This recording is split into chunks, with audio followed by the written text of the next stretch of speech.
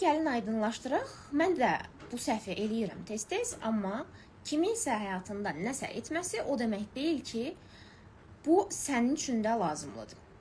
Burada ən böyük qırılma nöqtəsi baş verir. Baxın, insanlar mənim proqramıma da gəlirlər. Proqrama gələn kimi, başlayan kimi əlbəttə məqsədlərimizi yazırıq hələ hazırlıq bölməsindən. Və proqramda biraz irəliləyirik. İnsan ki, məqsədlərini başqasının məqsədləri üzərindən yazıb. İrəlilədikdən sonra bir müddət adam deyir ki, məsələn, nəticə yoxdur. Mən özüm çatda həmin insana yazıram ki, nə fərq var başladığı anla indiki anki səndə. Mənə deyir ki, sağlamlığımda falan şeylər düzəlməyə başladı, həyatımda toksik rəfiqə var idi, o çıxdı, nə bilim, sevgilimlə cinsel həyatım düzəldi, amma nəticəm yoxdur.